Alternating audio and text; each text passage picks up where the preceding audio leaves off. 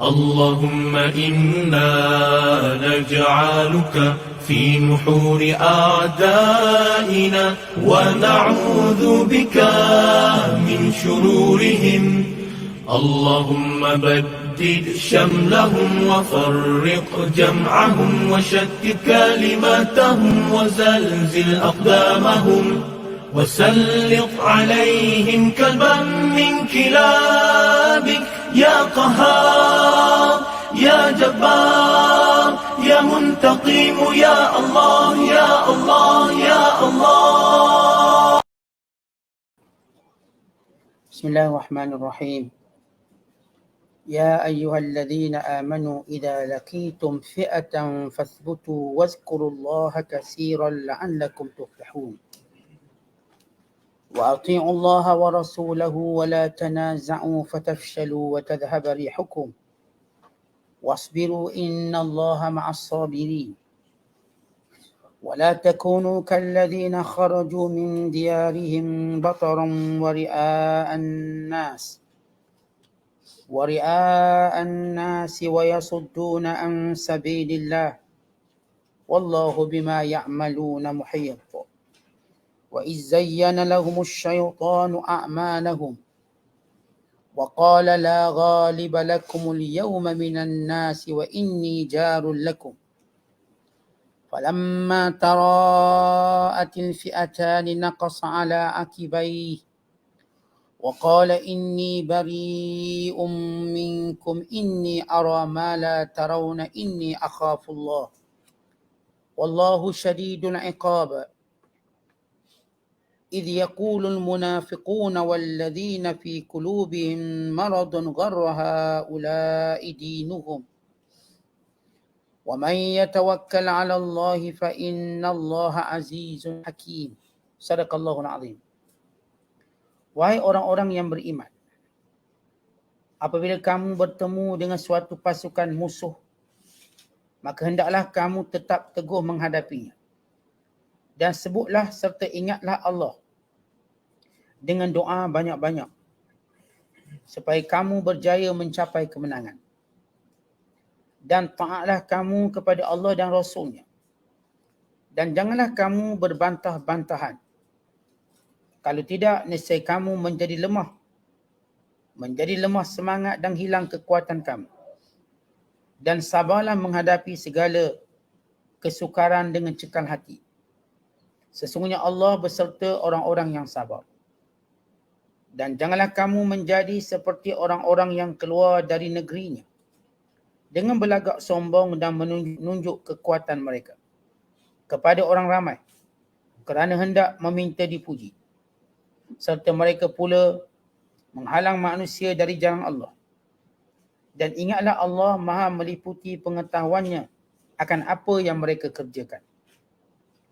Dan ingatlah ketika syaitan memperhiaskan kepada mereka perbuatan mereka yang salah itu untuk dipandang elok dan diteruskan, serta menghasut mereka dengan berkata, pada hari ini tidak ada sesiapa pun dari umat manusia yang dapat mengalahkan kamu.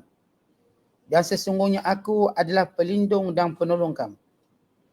Maka apabila kedua-dua puak angkatan tentera Islam dan kafir musyrik masing-masing kelihatan berhadap-hadapan, syaitan itu berundur ke belakang sambil berkata, aku berlepas diri dari kamu kerana aku dapat melihat apa yang kamu tidak dapat melihatnya. Sesungguhnya aku takut kepada Allah dan Allah sangat berat azab seksanya. Ingatlah ketika orang-orang munafik dan orang-orang yang ada penyakit syak dalam hatinya berkata, orang-orang Islam itu telah diperdayakan oleh agama mereka sehingga mereka berani menentang kami yang lebih besar bilangannya. Dan yang sebenarnya sesiapa yang bertawakal kepada Allah dengan sepenuh-penuh yakin, maka Allah akan menolongnya untuk mengalahkan musuh yang lebih besar bilangannya.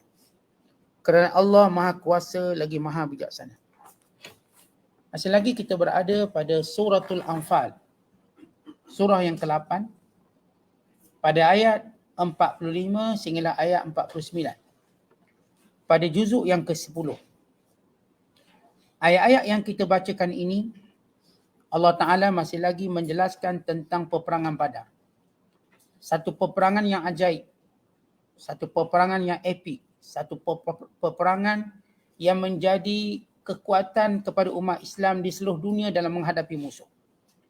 Kerana ia satu resepi yang paling agung yang Allah berikan kepada umat Islam. Supaya mereka senantiasa melihat akan pertolongan Allah yang dekat, yang pasti akan datang.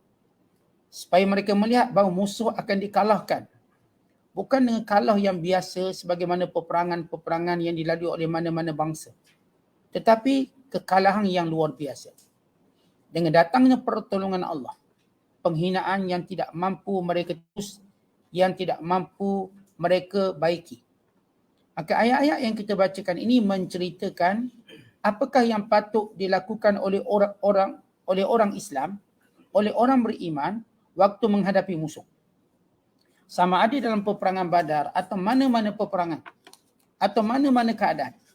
Allah Ta'ala menjelaskan, menerangkan kepada kita beberapa adab peperangan atau dengan tepatnya 5 adab peperangan. Ini 5 perkara yang perlu kita lakukan ketika mana kita menghadapi musuh. Kemudian Allah Ta'ala menjelaskan bagaimana di sebelah pihak musuh.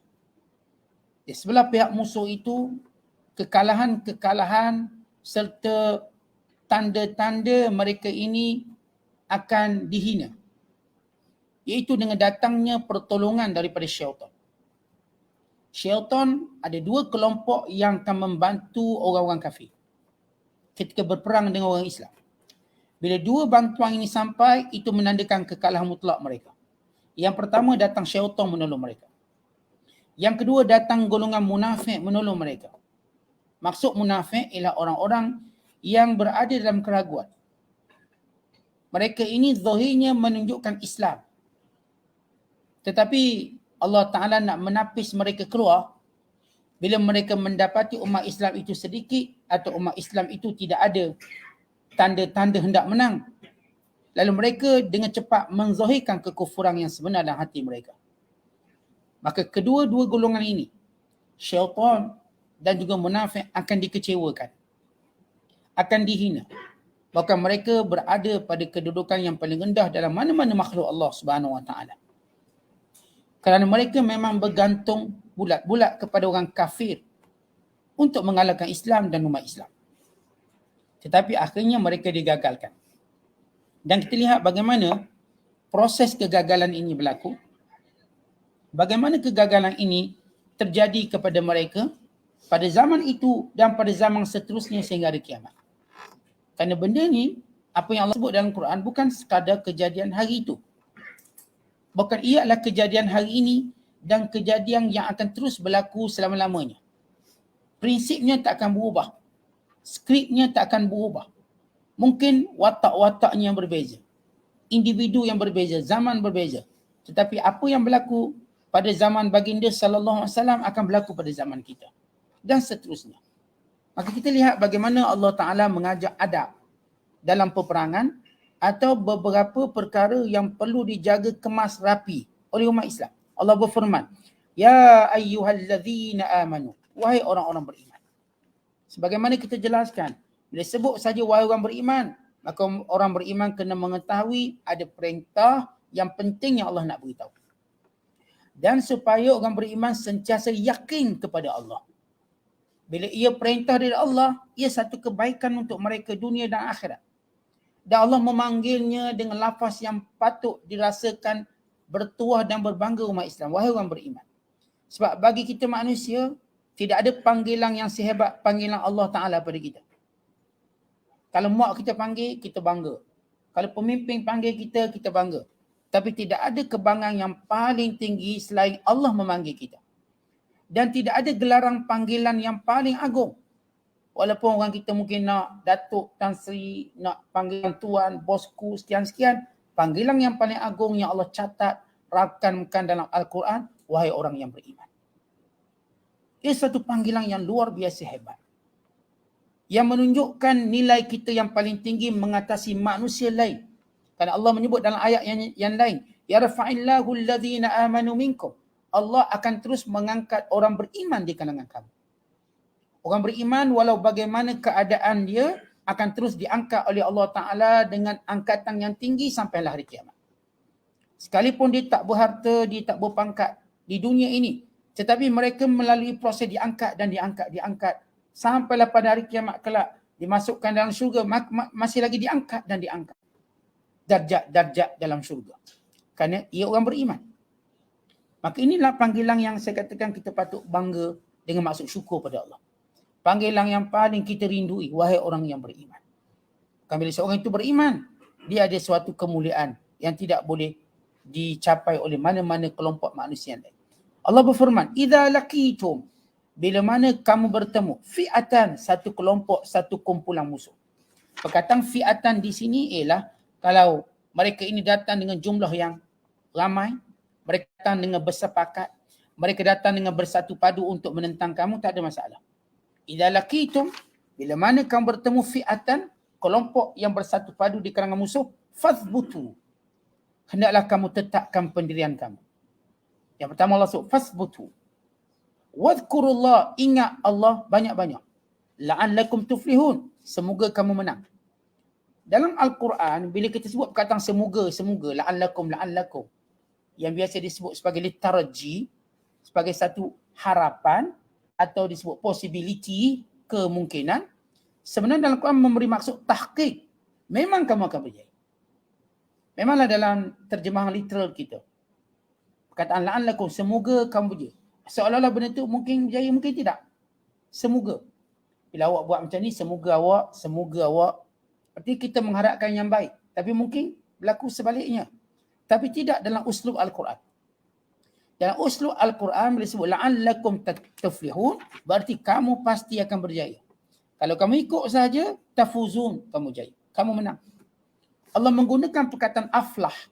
Qad aflahal mu'minun. Sebagaimana disebut dalam ayat-ayat yang lain. Telah berjaya orang beriman untuk menunjukkan kejayaan mereka di dunia dan di akhirat. Bukan sekadar kejayaan dunia yang mengangkat trofi, mengangkat piala semata-mata. Tetapi kejayaan bagi orang beriman itu kejayaan yang berterusan. Kejayaan yang akan berpanjangan. Pahala yang akan berterusan. Pahala yang akan berpanjangan. Kegembiraan yang berterusan. Kegembiraan yang berpanjangan. Sebab itu umat Islam bila dia berjaya, gembiranya berpanjangan sampai ke syurga. Bahkan gembira umat Islam dalam peperangan Badar disambut sampai hari ini. Umat Islam seluruh dunia sambut. Bila datang sahaja Ramadan, kita memperingati Badar Kubra. Bila datang sahaja hari raya, kita mengingati peperangan Ahzab. Kerana orang Islam gembiranya berterusan. Dia tak macam orang kafir, walaupun mereka cerita kemenangan-kemenangan mereka, gembira mereka stop kat situ. Mereka tak celebrate kemenangan Rom dahulu dan sebagainya, tak ada. Mereka juga tidak memperingati, melainkan kelompok tertentu yang tahu kalangan ahli sejarah, cendekiawan dan sebagainya. Berbeza kemenangan dalam Islam, diketahui oleh semua, orang awamnya sehingga orang atasnya. Kita sentiasa menyambut dan mengingatinya. Apa tidaknya, kerana Al-Quran sentiasa dibaca. Dan sentiasa diingatkan hal ini. Wa ati'ullaha wa rasulahu, dan ta'ala Allah, ta'ala Rasul. Wala tanaza'u, jangan berbalah. Perkataan wala tanaza'u, elakkan perselisihan, elakkan pertelingkahan sesama kamu. Bukan bermaksud kita tidak boleh berbeza pendapat dan pandangan. Kerana berbeza pandangan dan pendapat itu fitrah manusia. Tapi janganlah perbezaan pandangan dan pendapat menjadikan kita berbalah.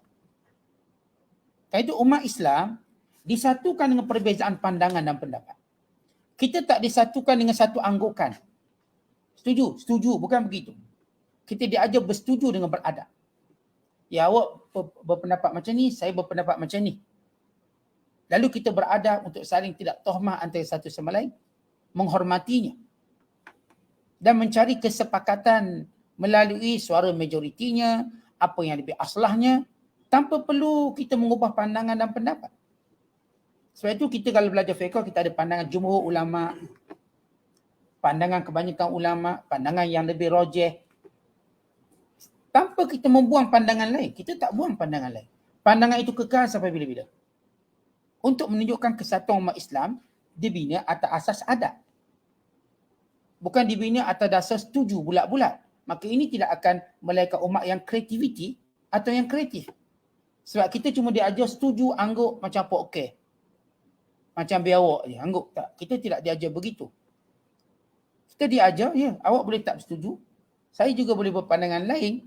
Saya mana pandangan kita dalam kitab ilmunya, lalu kita saling hormat menghormati. Sebab itu bila Allah menyebut perkataan wala tanaza'u, jangan berbalah. Yani jangan hilang adab kamu bila berbalah. Fatafshalu, lalu kamu akan gagal. Wa tazhaba rihukum, maka hilang semangat kamu. Hilang kekuatan kamu. Wasbiru, dan bersabarlah dengan apapun ujang yang mendatang. Innallaha ma'as sabirin. Allah bersama orang yang sabar. Baik, kita lihat 5 adab yang Allah sebut. Yang pertama Allah sebut kepada kita, bila mana kita bertemu dengan musuh ialah as-sabat. As-sabat, yakni tetap pendirian. Jangan undur.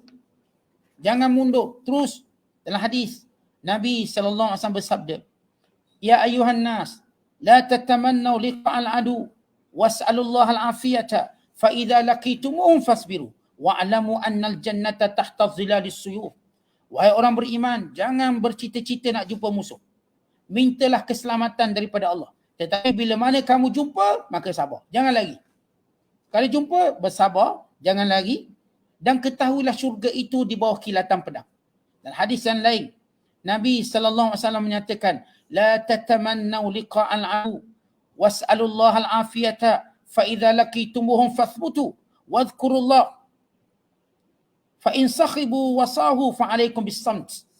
Kata Nabi SAW, jangan bercita-cita nak jumpa musuh. Mintalah keselamatan senantiasa. Tetapi bila mana kamu jumpa, jangan lari. Tetapkan pendirian. Ingatlah Allah banyak-banyak. Kalau mereka bertempik dan mereka menjerit, hendaklah kamu diam. Tuan-tuan tengok orang kalau nak gaduhkan dia menjerit. Jerit campur maki. Sebenarnya dia jerit kerana dia takut. Dia maki hamung kerana dia pun tak tahu bagaimana menang atau kalah.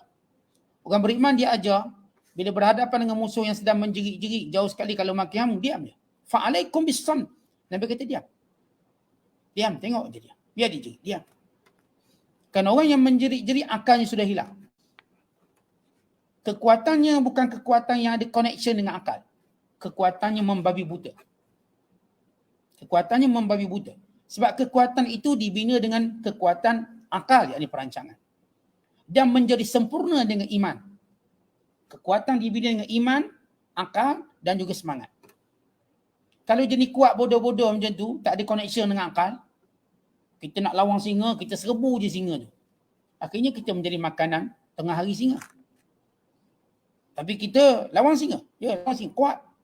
Lalu kita gunakan akal. Kita menunggu waktu dia tidur. Kita menunggu waktu dia lemah. Kita menunggu waktu dia lalai. Lalu kita menyerangnya. Dan apatah lagi ia, saya katakan sempurna bila kita ada iman. Kita yakin. Takdir yang Allah Ta'ala tentukan. Kita sudah berdoa memohon pada Allah. Allah pasti berikan kebenaran. Dan ini asas yang diajar oleh Nabi SAW. Kan itu, kita diajar diam bila berhadapan dengan musuh. Jangan ikut cara dia. Dia maki, kita maki. Dia jerit, kita jerit. Jangan. Diam. Alaikum bis-samt. Bahkan dalam hadis disebut, ada 3 tempat kita diajar untuk diam. Yang pertama, kata Nabi SAW, Innallaha yuhibbus samta inda thalathin. Allah suka kamu diam pada 3 perkara. Pada 3 keadaan. Yang pertama, inda tilawatil Quran, ketika mana baca Quran, maka diam. Artinya kalau kita dengar orang baca Quran, kita diam. Allah suka. Yang kedua, inda zahaf, ketika mana kita berundur daripada perang. Undur, diam. Jangan bising. Ya. Senyap-senyap. Yang ketiga, indal janazati, ketika mana berada di sisi jenazah. Tuan-tuan, bila kita berada di sisi jenazah, jangan bising. Jangan bersembang. Jangan bercakap. Apatah lagi bercakap yang diikuti dengan ketawa, hilai ketawa. Sama ada di kawasan perkuburan, atau depan mayat, atau mana-mana tempat yang mana mayat ada depan kita. Maka disebut dalam hadis yang lain, yang disebut sebagai perbuatan yang dibenci oleh Nabi SAW. Antaranya ialah al-abas indal maqabir. Buat benda sia-sia di sisi kubur. Sembang, cakap, gol, senda, ketawa. Ini perbuatan yang dimakruhkan. Ketawa di kubur makruh. Kan ini tempat kita ingat akhirat. Ketawa depan jenazah lagilah makruh. Maka ini tempat di mana kita digalakkan diam. Disunatkan diam. Allah suka. Bila mana kita dengar Quran, inda zahfi, ketika mana peperangan, wa imam kita menghadap musuh ataupun kita sedang melarikan diri daripada musuh. Zahfi ni berundur, atau waktu kita berhadapan musuh, diam. Walaupun kita zikir, jangan zikir kuat, diam. Zikir dengan perlahan-lahan. Dan inda janazati, kita mana kita melawan jenazah. Bukan kata ulama. Kita ke mana kita ketakutan. Kita ke mana kita takut. Ni lawan jin. Ada di. Kita membacanya dengan dia. Baca dengan perlahan.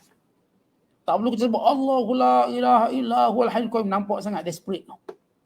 Takutan ni dia baca ayat kursi, satu kampung dengar. Sekampung tahu dia penakut. Baca kuat. Tenang je.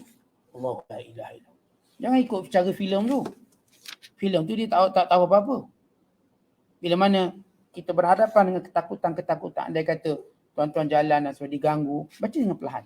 Allahu la ilaha. Bismillahirrahmanirrahim. Tenang. Tengah-tengah tidur ada berjalan atas-atas ni. Oh, ada jim jalan atas-atas. Ya, tak payah jerit-jerit, siang bini sebelah, terkejut bini. Terus darah tinggi je. Yang dengarnya kita seorang. Ataupun tengah tidur ramai-ramai, kita jerit seorang-seorang, orang kata gila ke apa ni. Ya, kalau ada gangguan-gangguan ketika itu, bila kita berhadapan dengan gangguan, baca dengan tenang. InsyaAllah la ilaha illa huwal hayyul qayyum, baca perlahan. Perlahan kemudian tidur kembali. Tak perlu kita nak suat kuatkan suara kita, tidak perlu. Kalau sekadar kuat sikit tu tak apalah, maksud saya jerit-jerit baca tak, bukan cara kita dalam kita mengingati Allah Ta'ala. Baik, yang kedua, adab yang kedua, diajar kita ingat Allah banyak-banyak. Maksud ingat Allah banyak-banyak dengan lidah, dengan hati, dengan doa, dengan keyakinan kita bahawa Allah Ta'ala akan bersama dengan kita. Kerana perang ini salah satu daripada ibadat. Dan ibadat itu sempurna dengan cara kita berzikir. Macam kita solat. Solat itu ibadat.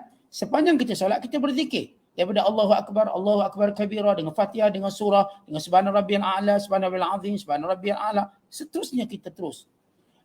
Di samping kita buat gerakan solat, lidah kita tidak berhenti berzikir. Sama juga perang. Perang ini ibadat. Sepanjang berperang, maka berzikir pada Allah. Berdoa kepada Allah. Sama ada doa-doa yang diajar oleh Nabi SAW. Ataupun apa saja doa untuk menenangkan hati kita, menguatkan hubungan kita dengan Allah Subhanahu Wa Taala. Maka dengan cara ini kata Allah, la'allakum tuflihun, kamu akan berjaya, akan menang. Dalam hadis Nabi sallallahu alaihi wasallam berkata, Allah Taala berfirman, ini hadis kursi, inna abdi kulla abdi alladhi yadhkuruni wa huwa munajiz kirnahu ay la yushghiluhu dhalikal hal an dhikri wa du'ai wa isti'anati. Kata Nabi SAW, Allah berfirman, hambaku yang benar-benar hambaku, alladhi yadhkuruni, iaitu orang-orang yang mengingatiku, wa huwa munajizu kirnihi, dalam keadaan dia tengah sibuk. Dia sibuk dengan apa pun keadaan, dia tetap doa pada Allah. Perang ni sibuk, takut. Kita duduk kat pasar pun sibuk. Kita tengah bisnes pun sibuk. Tapi kalau kita boleh ingat Allah SWT, maka kita lah hamba Allah sebenar. Bukan ramai para ulama suka berada di pasar untuk dia berzikir. Kerana tempat itu tempat yang ramai orang lalai. Maka mereka mengambil kesempatan untuk berzikir pada Allah. Sebab bila kita berurusan dengan urusan duniawi, kita jadi sibuk tak menentu. Padahal berzikir pada Allah ni taklah ganggu pun kesibukan tu. Puan-puan memang saya ni urgent nak balik ke Kota Baru. Urgent nak balik Terengganu. Urgent pun kan boleh zikir je. Sebab zikir tu boleh kita buat dia setiap masa. Sebab saya banyak kerja ni, file bertambung-tambung, bertimbung-timbung. Boleh berzikir, Allah suka. Dalam keadaan kita rasa kita sibuk. Dalam keadaan kita rasa macam kita ini begitu, kita katakan terkejar-kejar, lalu kita ingat Allah, kita tidak lupa pada Allah, kita tak lupa minta tolong dengan Allah, bertawakal pada Allah, memohon kemenangan, niscaya Allah Ta'ala akan memberikan kemenangan. Yang ketiga, adab dalam peperangan untuk dapat kemenangan, Allah ajak kita taat pada Allah dan Rasul. Taat pada Allah dan Rasul. Artinya ketika perang sembahyang jangan tinggal. Saya baca kisah Haza Waladi, ini ayahku, yang dikarang oleh Syekh Ramadan Buti tentang ayahnya yang bernama Mullah Ramadan.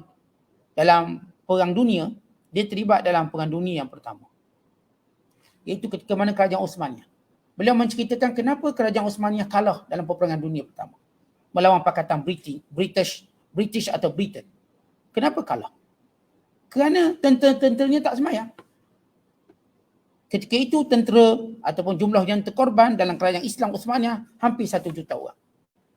Sama ada kerana perang, kerana wabak, taun dan sebagainya.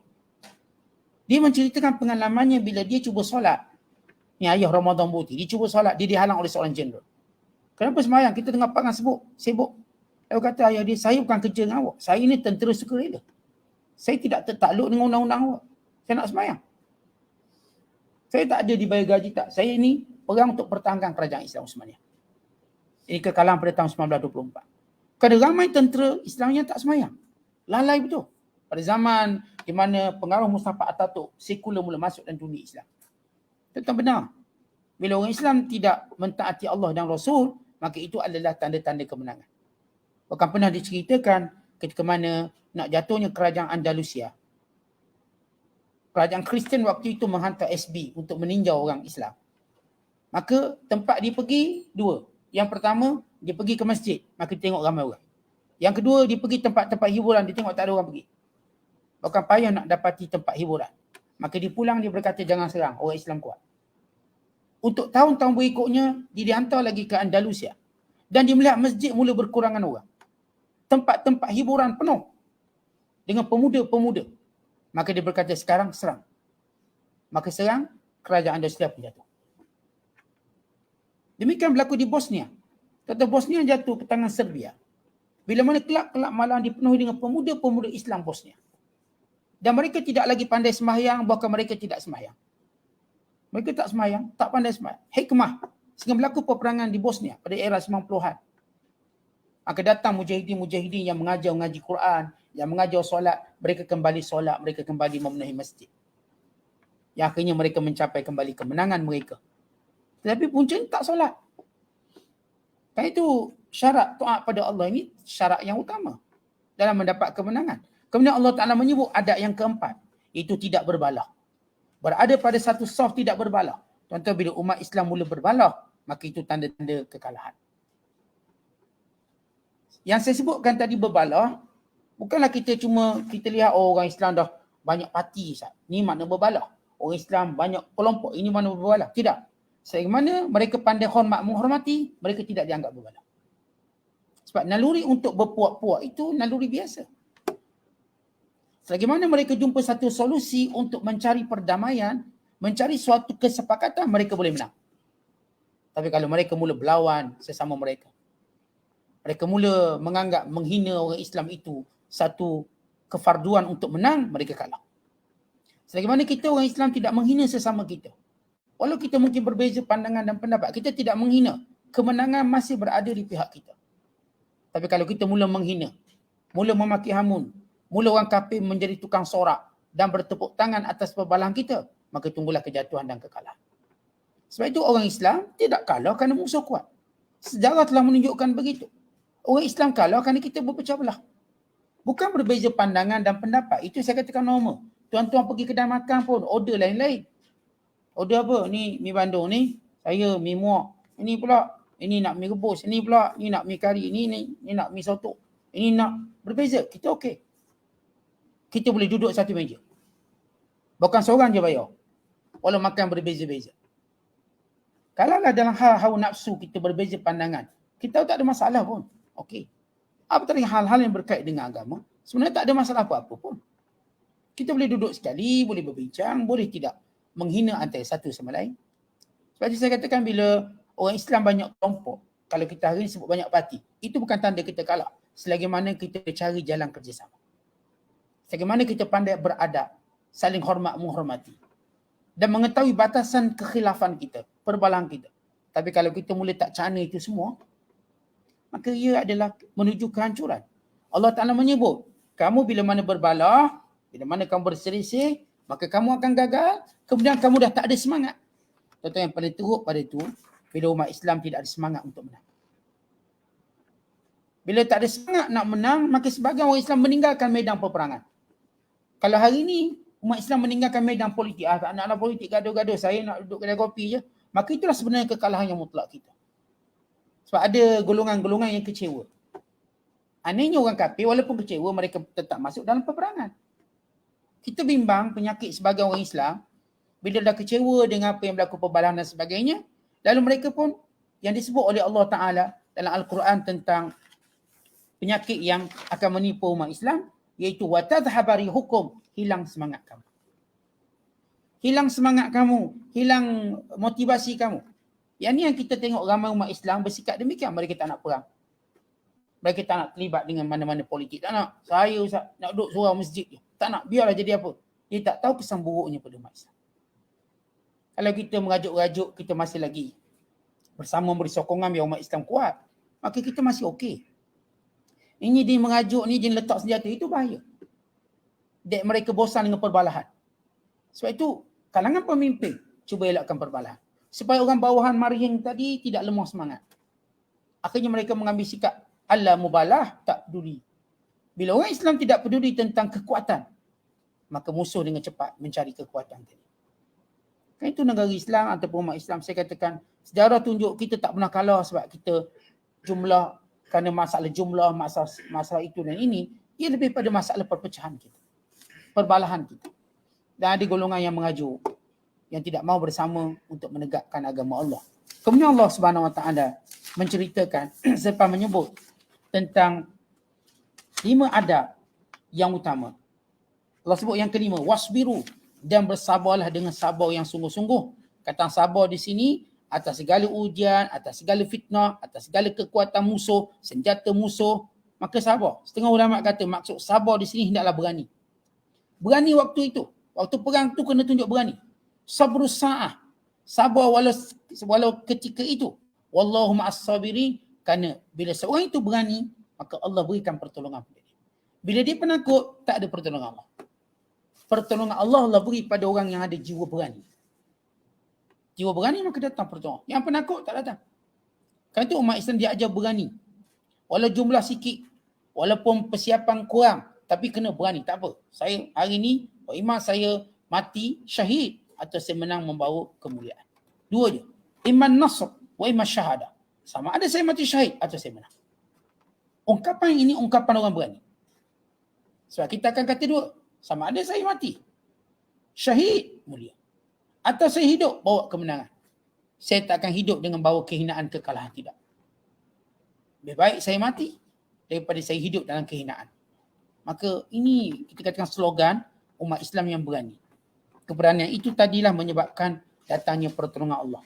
Maka ini di antara 5 syarat ataupun 5 resepi utama kemenangan yang dijanjikan oleh Allah SWT. Kemudian Allah berfirman, wala takunu kalladzina kharaju min diyarihim. Jangan kamu jadi orang kafir yang keluar perang dengan penuh sombong, menunjuk-nunjuk bahkan mereka ada rekod menghalang manusia daripada jalan Allah. Dan Allah mengetahui perbuatan mereka. Allah mengingatkan orang Islam, ketika mana keluar perang jangan menjadi macam orang kafir. Keluar dengan kesombongan, keluar nak show off, jangan. Bersifat rendah diri, memohon pertolongan Allah SWT. Di mana diceritakan musyrik Mekah, mereka keluar bersama dengan para penyanyi, bersama dengan alat-alat muzik, bersama dengan kebanggaan. Bahkan mereka berkata dengan penuh sombong, kata Abu Jahal, pemimpin waktu itu, wallahi la narji'u hatta naridu badran. Kami takkan pulang melainkan kami sampai ke Badar, tempat Badar, dan kami akan duduk di situ 3 hari. Kami berhibur, kami sembelih unta, kami minum arak, kami akan menyanyi di situ, mendengar lagu di situ. Semua orang Arab tahu bahawa kami tentera yang hebat, tentera yang kuat. Kami cuma bersenang-senang dalam peperangan. Tak perlu nak struggle apa-apa. Kami tentera yang kuat. Kami hanya mendengar nyanyian. Ini kata Abu Jahal. Maka Allah Ta'ala ingatkan orang beriman, bila berperang jangan bawa jiwa sombong. Jangan confident menang tu. Jangan confident menang kerana melihat pada bilangan, pada kekuatan zahir. Confident menang kerana pertolongan Allah, tak apa. Confident menang kerana melihat kepada peralatan yang kita siapkan, ini tak boleh. Sebab itu tawakal yang silap. Tawakal kita pada Allah. Saya confident menang dengan maksud Allah tolong saya, itu tak apa.